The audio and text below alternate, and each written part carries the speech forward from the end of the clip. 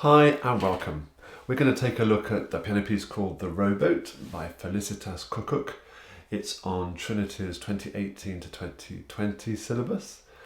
It's on grade 2 and I'm delighted to be making this tutorial for Isha Arjun. Isha, good luck with learning this piece. Let's first of all just hear it right through and then I'll break it down and we'll go through it hand separately. So the speed indication at the top, andante, is a walking pace. Crotchet 92. It's quite a moving walking pace, isn't it?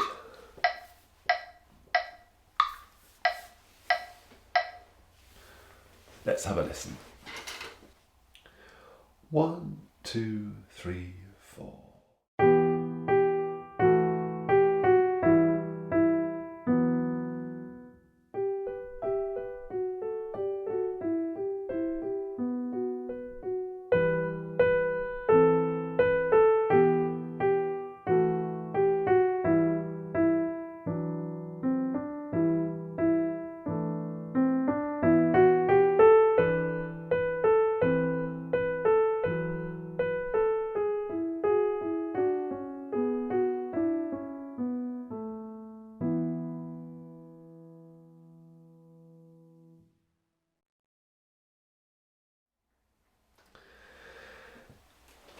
It's an interesting piece, and we'll come to the question of what key it's in, perhaps in a moment or two. It's a melody with some accompanying chords as well, which again we'll come to in a second. Let's first of all think through the melody. It's mainly in the right hand, but not always. Starting off, mezzo forte. Mezzo forte, so it's not loud, but it has a presence. We need to sort of be a fairly confident start. 1, 2, 3, 4.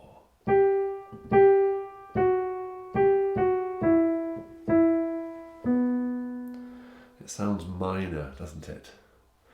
And then from bar 3, the same tune, identical, is played in the left hand. That swap of finger works well there, I think. Let's just carry on with the tune. So from bar 5, we're back into the right hand and feeling mezzo forte.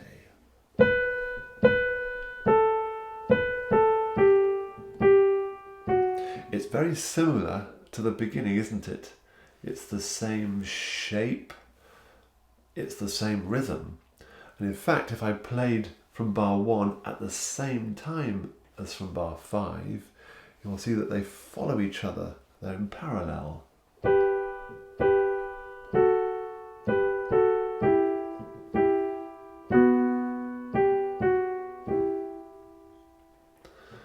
And composers often do that as a way of creating a melody. Bar 5. Working its way down. Swap the finger there, that's going to be important to get our hand ready. Scale. And that scale crosses over a bar line, and it reminds us that bar lines are there to help our eyes read the music. They don't help the flow of the music at all. We need to play through the bar lines, pretend they're not there. That's all one thing. And then from here, dim, it's going to start to die away slowly. And in a minute, we're going to get slower as well. That's what the rit means. Rit. Ooh, didn't expect that G sharp. So it ends feeling a little bit more major on the major side of life. It's not actually major either, but again, I'll explain in a moment. So there's the tune, sort of wanders around as you might do if you're on a boat on a lake, I guess. And the other thing that's going on is the accompaniment. It shouldn't pose too many problems. Let's have a look at the left hand. 1, 2, 3, 4. Take care. 3, 4. 1. They're absolutely on the beat and both notes are together. Yeah. And then for these next two bars, let me just jump to the right hand, which is doing the accompaniment.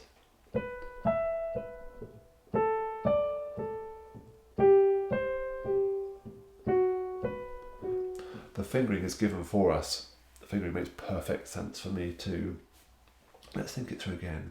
3, 4, rest. Rest. Rest. Rest. Okay. And now from bar 5 back to the left hand. 2. I quite like going down to the thumb there. Again, holding them on, making sure that they're given their full 2 beats. But of course, at the end of every chord, we need to lift the hand off. And notice how that E is just sitting at the bottom. Are we in the key of E? And the very last bit is a bit complicated, isn't it? Lots of sharps to worry about as well. Let's read it through from bar 11. 3, 4, rest. Ooh.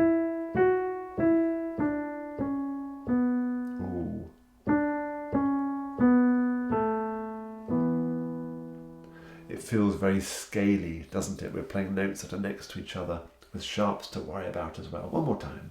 3, 4, rest.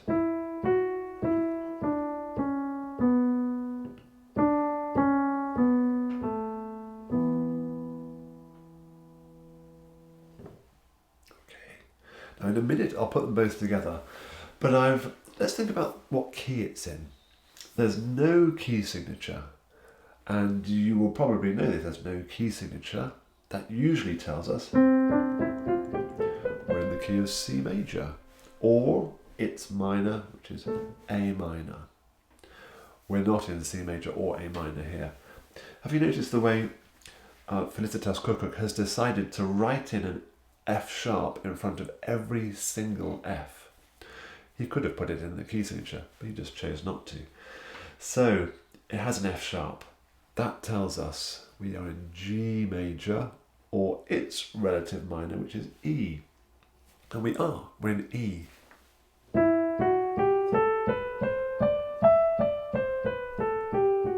That's our palette of notes. And that's actually E natural minor, because we have a D natural there. E natural minor. You may know that scale. And then right at the very end of the piece,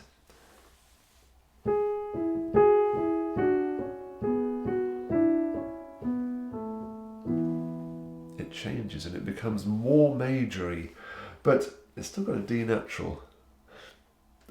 I'll leave that floating. Perhaps put a comment in the comments section down below if you know what key it's going to there, or what mode it's going to there. I hasten to add, a grade 2 pianist doesn't need to know all this. But if you're feeling you want to investigate further, explore. But it's definitely feeling more majory, isn't it? It's feeling more of that as we get towards the end. Now I'm going to go through it with both hands together, but nice and steadily, see what's going on. 1, 2, 3, 4.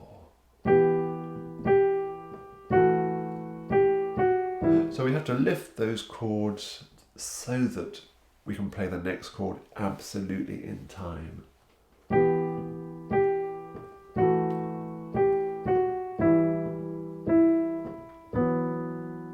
It's just a question of holding them on as long as you can, and then quickly get ready for the next chord. The next 2 bars. Do you notice how I'm playing my tune louder than the right hand? That's actually very difficult to do. Don't worry about it too much if it's not coming, but it's certainly something to aim for.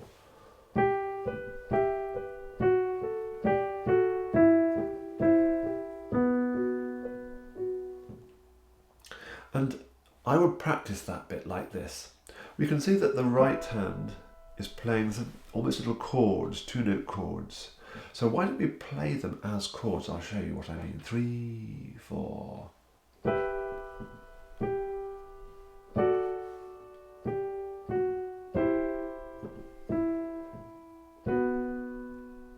So I'm playing them absolutely on the beat. I'm not following the rhythm here. That's good, fine. Let's try doing crotchet pulse with this hand. 3, 4.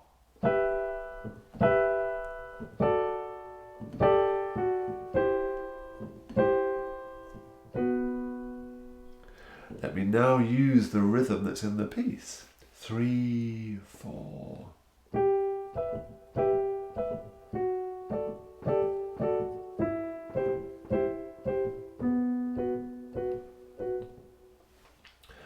By practicing in that way, I'm becoming just really familiar with what's going on, the movement of the hand. Both hands are having to move just a little bit, aren't they? Right hand even more than the left.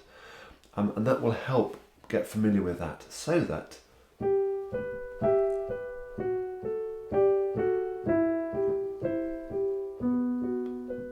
feels nice and comfortable and easy. And notice how I'm playing. It's not marked. There's very little marking, isn't there? There's no slurs telling us to play legato, but I'm hearing it as a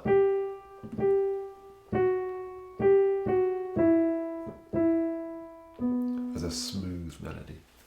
Let's go from bar 5. So both hands together again. 3, 4. The melody's a bit higher now. Mezzo forte.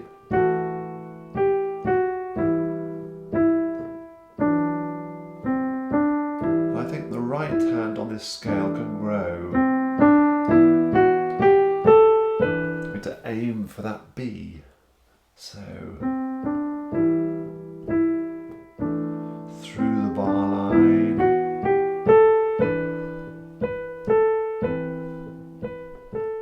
Strong sense of da da da da of the downbeat. Slowing down.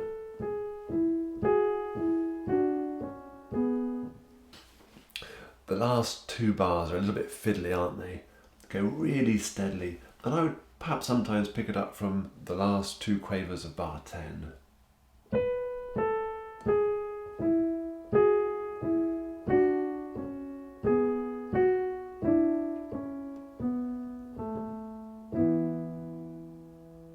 Let's just try that again. Might just go up to there. Okay, got that. Can I go to the 3rd beat? Which is both second fingers together. That's quite nice. Let's go to the 4th beat.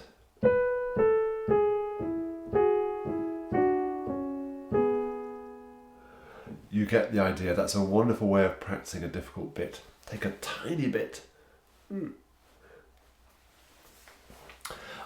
It's a lovely piece. It's quite an interesting piece because, as I said at the start, is it minor? Well, yes, it is. It's in E minor, but with these D naturals, E natural minor. It's a wonderful sound world. A tune, accompanying chords, quite a bit of hand movement as well, and we can use mezzo piano and the mezzo forte to give it, and the piano at the end, to give it some variety and interest. Isha, if you have any questions, you know where to ask, and I hope you found this video helpful. Take care. Bye bye for now.